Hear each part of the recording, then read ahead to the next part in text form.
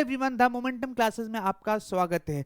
आज हम लोग डिस्कशन करने वाले हैं क्लास 10th का भौतिकी, मतलब ये फिजिक्स। तो हम लोग पहले वाले लेक्चर में, इससे पहले वाले लेक्चर में हम लोग 1 से लेकर 25 क्वेश्चन तक डिस्कशन कर चुके थे। आज हम लोग डिस्कशन करेंगे 25 के बाद।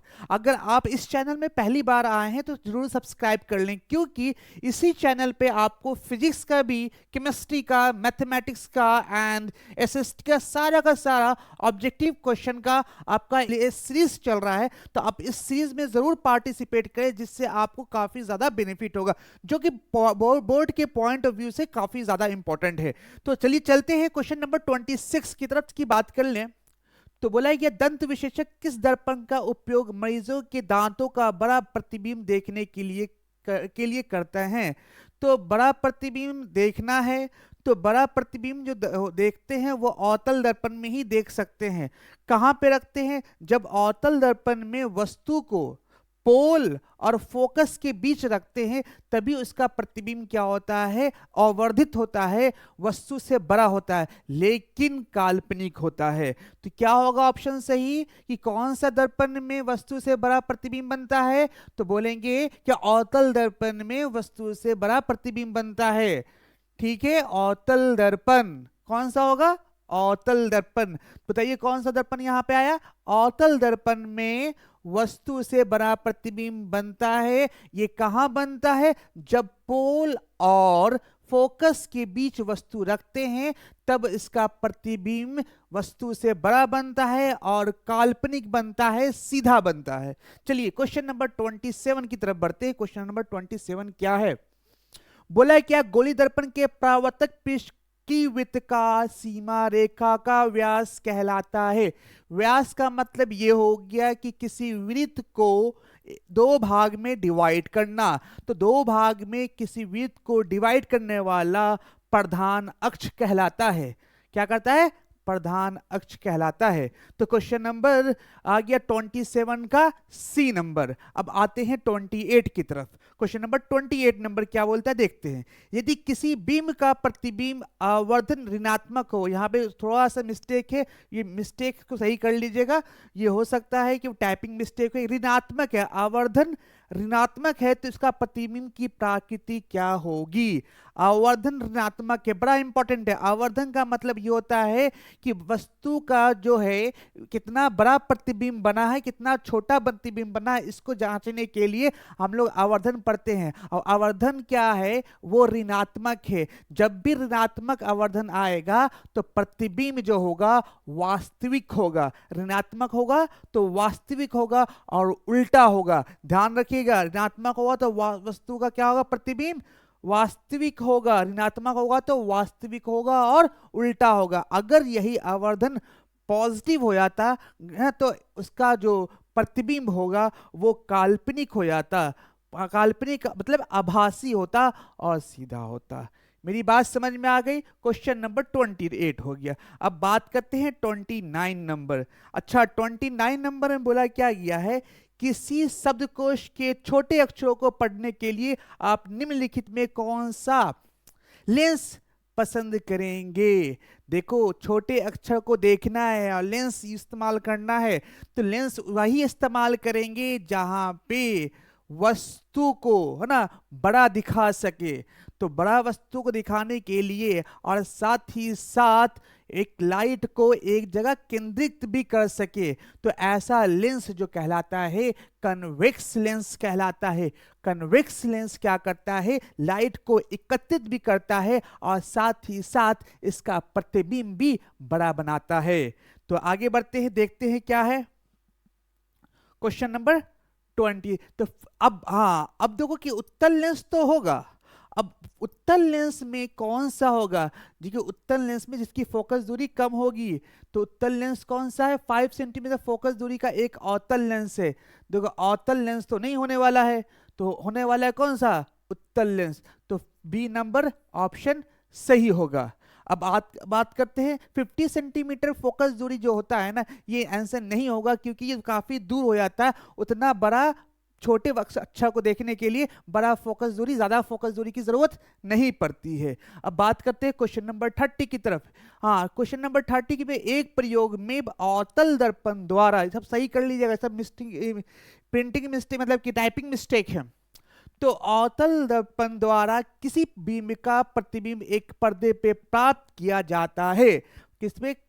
किसी एक प्रयोग में अवतल दर्पण किसी बिंब का प्रतिबिंब पर्दे पे, बीम का प्रतिबिंब पर्दे पे प्राप्त करना है, मतलब बीम का जो प्रतिबिंब है उसे पर्दे पे दिखाना चाहते हैं। तो दर्पण की फोकस दूरी को निर्धारित करने के लिए प्रयोगकर्ता को मापने की जरूरत है, दोनों मापने की जरूरत है। बिंब की मतलब दोनों, मतलब दर्पण तथा पर्दा के बीच की दूरी की भी मापने की जरूरत है, और साथ ही दर्पण तथा बिंब के बीच की दूरी की भी मापने की जरूरत है। इसलिए ऑप्शन सी होगा। ऑप्शन कौन सा हो जाएगा? सी ऑप्शन सही होगा। ऑप्शन नंबर कौन सा होगा? सी होगा। क्यों वर्क नहीं कर रहा है? ऑप्शन नंबर सी हो जाएगा। अब बात करते हैं क्वेश्चन नंबर 31। क्वेश्चन नंबर 31 क्या है? अवतल दर्पण की फोकस दूरी उसकी वक्रता त्रिज्या की, अरे फोकस दूरी हमेशा ध्यान रखना वक्रता त्रिज्या की आधी होती है, दुगनी होती है, अरे आधी होती है। बात ध्यान रखना, जब भी वक्रता त्रिज्या की बात आए और फोकस दूरी की बात आए तो वक्रता त्रिज्या को क्या कर देना? आधा से 1/2 से क्या कर देना? 2 से डिवाइड कर देना। 2 से डिवाइड कर देंगे तो क्या होगा? वो फोकस निकल जाएगी। नेक्स्ट जो क्वेश्चन है, क्वेश्चन नंबर 32 है। लेंस की क्षमता का एसआई मात्रक। देखो लेंस की क्षमता का एसआई मात्रक क्या होता है, ये पूछा गया है। लेंस की क्षमता का एसआई मात्रक, देखो क्या होता है लेंस की क्षमता, किसको बोलते हैं? P is equal to 1/f। 1/f, अब 1/f का मतलब क्या है? P is equal to 1/, focus को मीटर से मेजरमेंट करते हैं इसलिए मीटर इनवर्स आंसर होना चाहिए। क्या ऑप्शन में कहीं दिया है क्या? देख लेते हैं ऑप्शन में क्या है। ऑप्शन में मीटर इनवर्स कहीं दिया हुआ है? यस, ऑप्शन नंबर सी सही होना चाहिए। इससे पहले इसको सारे को क्या कर लेते हैं? मिटा लेते हैं। हाँ, इस सारे को मिटा लेते हैं, आगे बढ़ते हैं। क्वेश्चन नंबर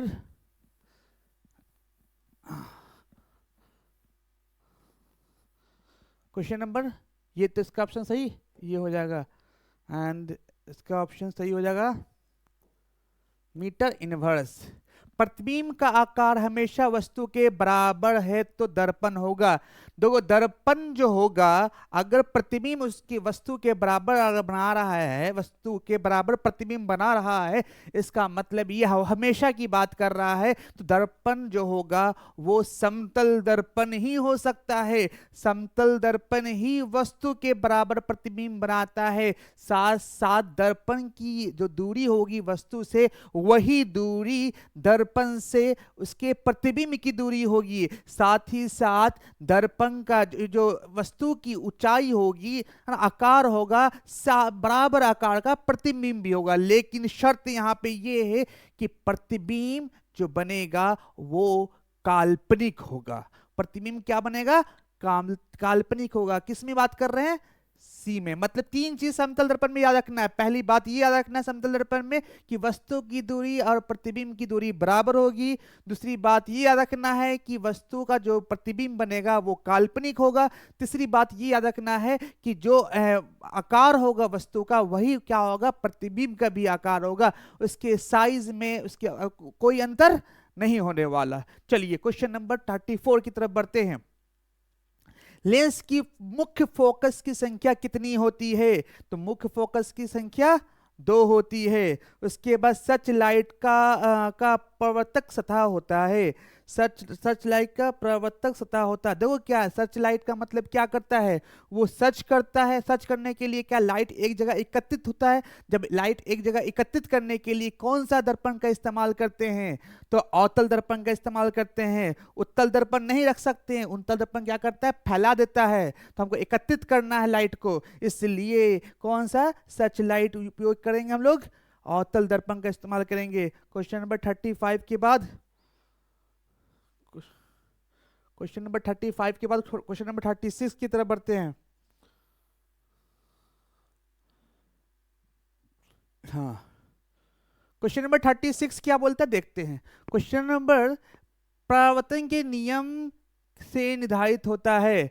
तो अरे परिवर्तन का नियम क्या है? दो परिवर्तन का नियम है। पहला परावर्तन का नियम क्या है कि आपतित किरण, परावर्तित किरण और अभिलंब तीनों एक ही समतल में होते हैं। दूसरा नियम क्या बोलता है? आपतन कोण अपरावर्तन कोण दोनों आपस में बराबर होता है। ये ध्यान रखना, आपतित किरण, परावर्तित किरण, बिंदु पर खींचा गया अभिलंब तीनों एक ही समतल में होते हैं।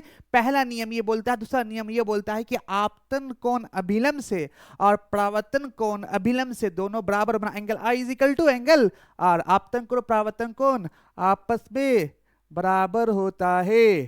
तो ऑप्शन सही हो जाएगा कौन सा? ये। प्रकाश के अपवर्तन के कितने नियम है भाई? वही है, प्रकाश के अपवर्तन के भी दो ही नियम हैं। अपवर्तन का मतलब समझते हैं? अपवर्तन का मतलब क्या है? जब अपवर्तन का मतलब ये होता है कि जब लाइट ना एक माध्यम से दूसरे माध्यम में चली जाती है उसे क्या बोलते हैं? अपवर्तन बोलते हैं। तो यहाँ पे कितना होगा? ऑप्शन 2 सही होगा। कितना सही होगा? चलिए,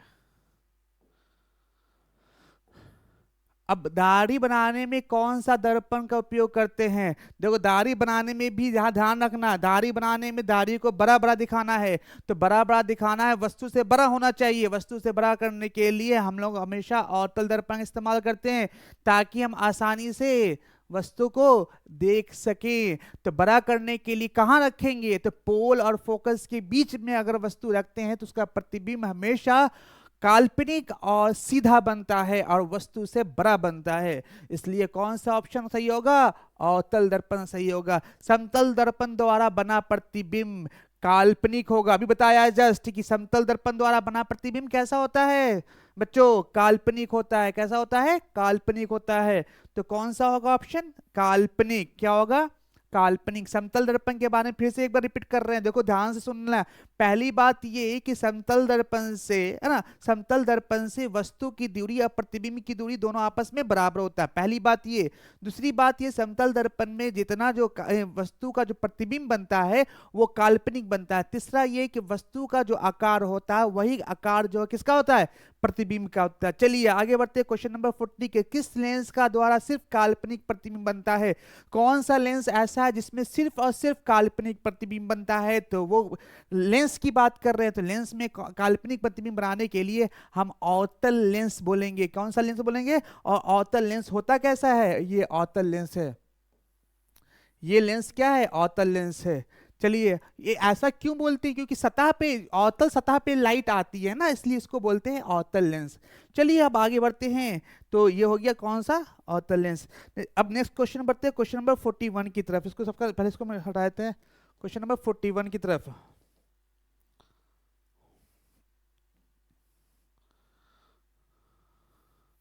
क्वेश्चन नंबर 41।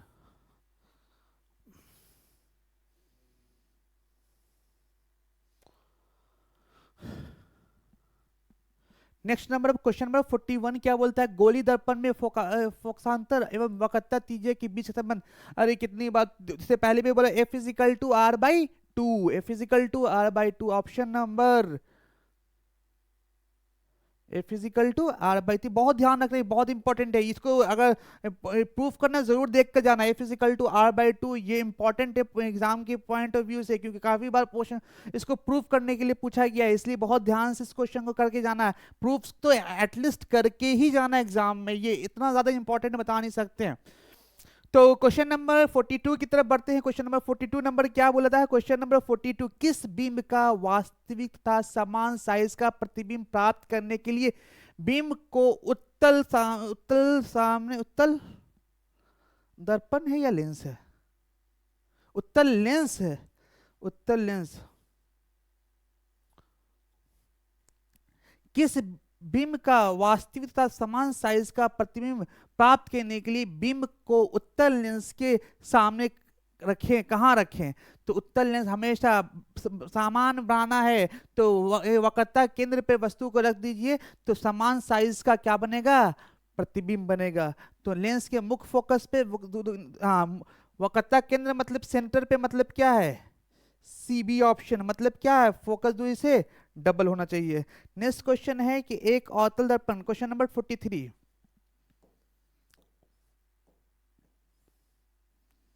क्वेश्चन नंबर 43,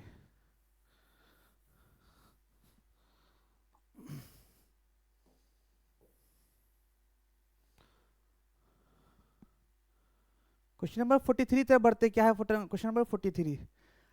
देखो क्या है, एक अवतल दर्पण की फोकस दूरी 10 सेंटीमीटर, उसकी वक्रता त्रिज्या होगी, मतलब कि फोकस दूरी दिया हुआ है तो फोकस दूरी दिया हुआ है तो वक्रता त्रिज्या पूछा है, मतलब कि इसका डबल होगा, क्योंकि F is equal to R by two. इसका मतलब ये है कि F इजिकल टू क्या होता है, आर बाई टू, तो होता है मतलब ये, देखिए F is equal to R by two, तो R इजिकल टू क्या होगा, 2 इंटू एफ, और दिया हुआ है F कितना, एफ दिया हुआ 10 सेंटीमीटर, 2 इंटू 10 कितना हो जाएगा टोटल 20 सेंटीमीटर, दिया हुआ 20 centimetre, option number B.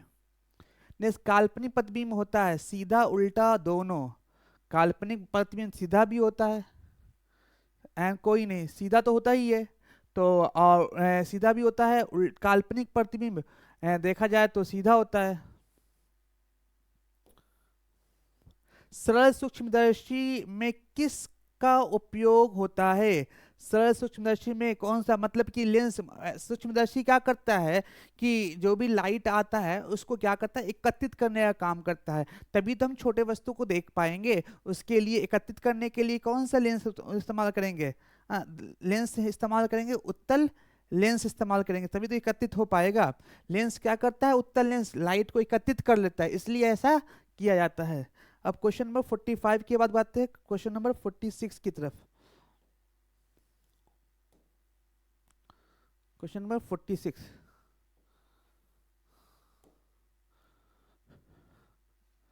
Question number 46 की तरफ बढ़ते हैं।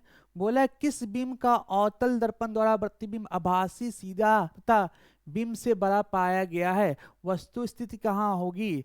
तो अभी बताया है कि बहुत इंपॉर्टेंट है, एफ, इसका जो किरण आरेख भी जरूर बना के जाइएगा, जो हम बताना चाह रहे हैं। देखो, जब वक्रता, जब हम बात करते हैं ध्रुव और फोकस के बीच जब वस्तु रखते हैं तो उसका आपको बना के ही जाना है किरण आरेख। तो क्वेश्चन ये बोला गया है, किसी बीम का अवतल दर्पण द्वारा बना प्रतिबिंब आभासी हो, तो आभासी भी हो, सीधा भी हो और बड़ा भी हो, तो वो क्या होगा, वो होगा कि उत्तल दर्पण में, उत्तल दर्पण में वस्तु को, उत्तल दर्पण में वस्तु को, ये फोकस है और यहाँ पे अगर रखते हैं पोल और फोकस के बीच में, पोल और फोकस के बीच में, मतलब क्या है, दर्पण के ध्रुव और फोकस के बीच में, ऑप्शन कौन सा है, डी, तभी ऐसा है।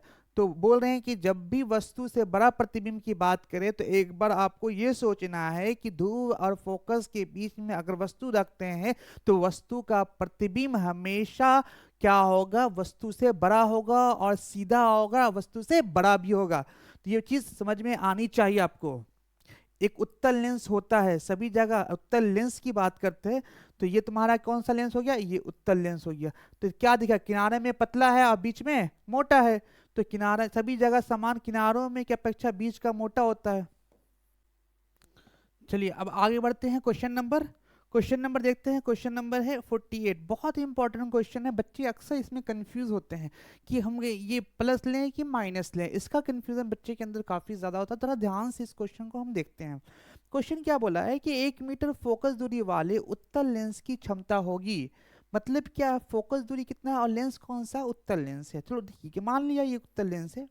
तो देखो क्या है, जब वस्तु आती है ना, तो वस्तु आकर किसी एक बिंदु पर क्या एकत्रित होती है, किसी एक बिंदु पे क्या होगी, एकत्रित होगी। अगर किसी एक बिंदु पे एकत्रित होती है, मान लीजिए तुम्हारा क्या है, एक उत्तल लेंस है, तो किसी एक बिंदु पे आके एकत्रित होगी। जब एकत्रित होगी ना तो यहाँ पे आके मिलेगी कहीं पे, ये तुम्हारा मान लो कि फोकस रहा होगा।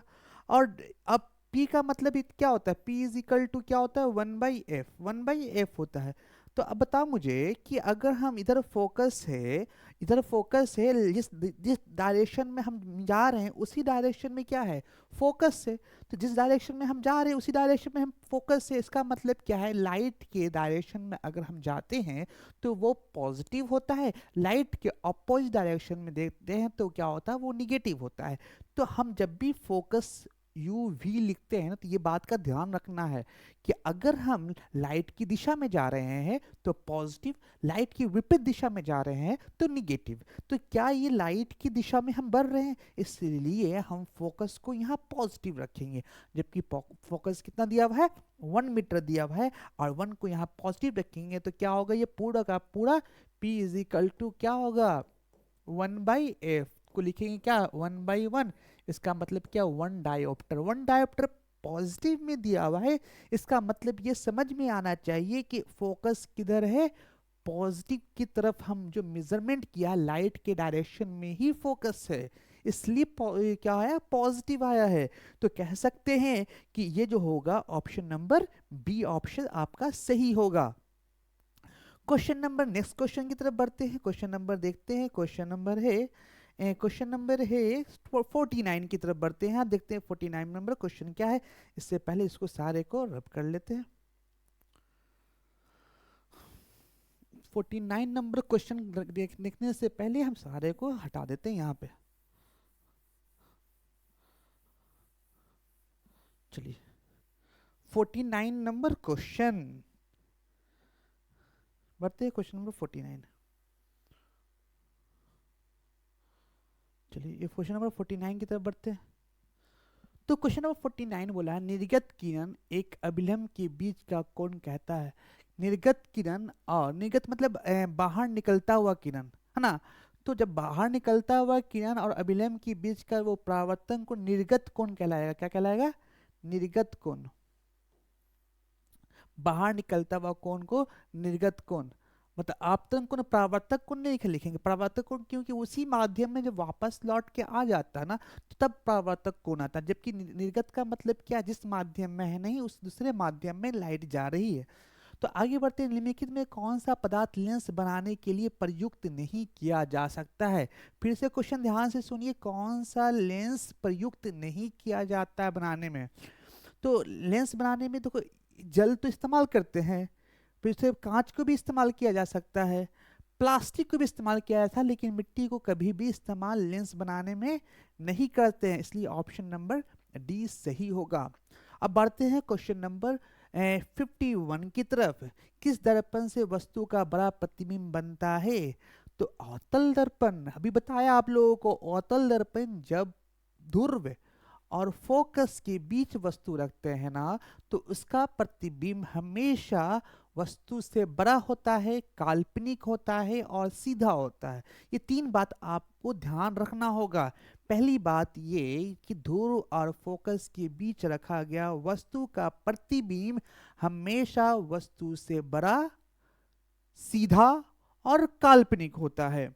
तो ऑप्शन नंबर कौन सा सही हो जाएगा, किस दर्पण से वस्तु का बड़ा प्रतिबिंब बनता है, तो अवतल दर्पण।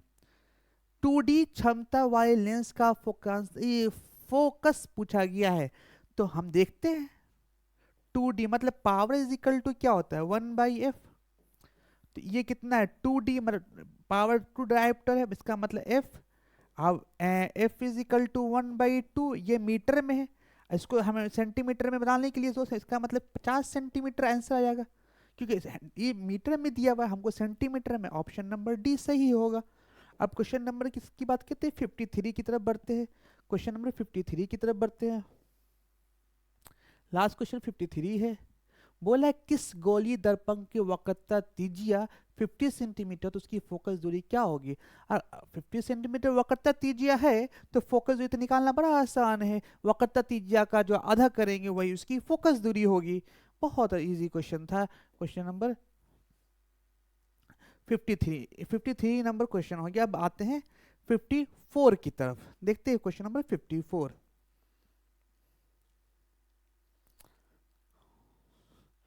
बोला क्या गया, क्वेश्चन नंबर 54, अवतल दर्पण से परावर्तन के बाद किरण किस बिंदु से गुजरेगी? देखो अवतल दर्पण में परावर्तन के बाद देखो क्या होता है अवतल दर्पण में, ये तुम्हारा अवतल दर्पण है, ये तुम्हारा पोल है, ये तुम्हारा फोकस है। अगर किरण अगर समय अगर ये मुख्य अक्ष जो दिख रहा है इससे समांतर किरण है तो हमेशा फोकस से ही होकर जाएगी, चाहे कैसे भी कर दे। तो मुख्य अक्ष के समांतर किरण परावर्तन के बाद फोकस से ही गुजरती है। तो ऑप्शन नंबर कौन सा होगा? फोकस। अगर किसी अवतल दर्पण की फोकस दूरी तथा वक्रता त्रिज्या आर हो तो आर हो तो F is equal to R by two होगा। बहुत फेमस इक्वेशन है। किसी उत्तल लेंस का फोकस दिया हुआ है 50 सेंटीमीटर तो उसकी क्षमता कितना होगा? फोकस दिया हुआ 50 सेंटीमीटर, मतलब ये कि अगर P इजिकल टू 1/f तो कितना दिया हुआ है 1/50, 50 सेंटीमीटर में। ठीक है, इसको सेंटीमीटर में अगर हम क्या करते हैं मीटर में बदलते हैं तो क्या होगा 100। इसका मतलब क्या होगा, इसको हम दो डायोप्टर बोल सकते हैं। तो दो डायोप्टर क्या होगा, और लेंस कौन सा है? उत्तल लेंस है। तो उत्तल लेंस का मतलब कैसा लेंस होगा? ये लेंस तुम्हारा है उत्तल लेंस, ऐसा लेंस होगा। इसका मतलब ये फोकस कहाँ होगी इसका इसका इसी डायरेक्शन में यहाँ पे कहीं पे फोकस होगा। अगर यहाँ पे कहीं पे फोकस होगा इसका मतलब जिस डायरेक्शन में जा रहे हैं उसी डायरेक्शन में क्या है फोकस है, इसलिए हम इसको क्या लेंगे पॉजिटिव लेंगे। इसलिए जो डायोप्टर आएगा वो किस में आएगा? पॉजिटिव में आएगा। तो डी ऑप्शन तुम्हारा सही होगा। अब बढ़ते हैं क्वेश्चन नंबर 57। किस दर्पण से वस्तु को कहीं भी रखने पे वस्तु के बराबर आकार का सीधा प्रतिबिंब बनता है? समतल दर्पण। कौन सा होगा? समतल दर्पण। क्वेश्चन नंबर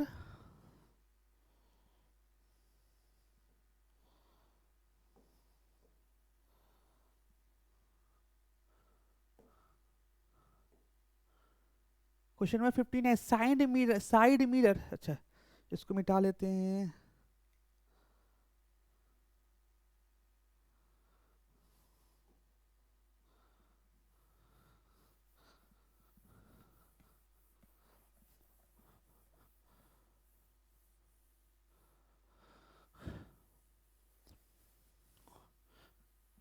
आज का डिस्कशन हम तीसरी क्वेश्चन करते हैं, उसके बाद साइड मिरर के रूप में प्रयुक्त होता है। तो साइड मिरर में कौन सा दर्पण प्रयुक्त किया जाता है? तो साइड मिरर में क्या होता है, उसका मेन पर्पस क्या होता है कि पीछे की सारी चीज़ों को हम देख सकें, पीछे की सारी चीज़ों को हम देख सकें, यही मेरा पर्पस होता है साइड मिरर लगाने के लिए। तो साइड मिरर के पीछे सारी वस्तु को देखने के लिए जरा सोचो कि मेरा कौन सा दर्पण इस्तेमाल करें। वैसा दर्पण इस्तेमाल करेंगे जिससे क्या होगा पूरा का पूरा चारों तरफ का हम कवर कर सके। तो हम क्या कर सकते हैं, वैसा दर्पण लाएंगे जो अपसारी दर्पण हो। अपसारी मतलब फैलने वाला दर्पण हो। तो उत्तल दर्पण ही क्या करता है, फैलाता है, इसलिए हम इस्तेमाल करेंगे कौन सा? उत्तल दर्पण। प्रकाश का वर्ण विक्षेपण किस उपकरण से संभव है? प्रिज्म है। कौन सा होगा? प्रिज्म होगा। तो क्वेश्चन नंबर 60 तक हम लोग ने डिस्कशन कर लिया है। अब इसके बाद का क्वेश्चन हम लोग नेक्स्ट वीडियो में हम डिस्कशन करेंगे। अगर आप लोग अभी भी, फिर से हम रिपीट कर रहे हैं बात को, कि अगर अभी भी आप लोग ने सब्सक्राइब नहीं किया है तो चैनल को सब्सक्राइब कर लीजिए, क्योंकि यहाँ पे आपको क्लास 7 से लेकर क्लास 12 तक हिंदी मीडियम सारे कंटेंट प्रोवाइड किए जाएंगे। अभी एग्जामिनेशन का टाइम है, जिसकी वजह से ही हम लोग क्या कर रहे हैं, ज़्यादा से ज़्यादा बच्चों को फोकस कर रहे हैं ऑब्जेक्टिव क्वेश्चन में। क्योंकि बिहार बोर्ड में क्या होता है कि बच्चों को 40% क्वेश्चन ऑब्जेक्टिव ही आते हैं, इसलिए ऑब्जेक्टिव पे फोकस करना ज़रूरी है। इसलिए हम ऑब्जेक्टिव ज़्यादा से ज़्यादा क्वेश्चन कराया जा रहा है। आज के लिए इतना रखते हैं, फिर हम लोग नेक्स्ट क्लास में नेक्स्ट वीडियो इसके बाद का हम लोग फिर हम लोग सॉल्व करेंगे। चलिए आज के लिए इतना ही रखते हैं।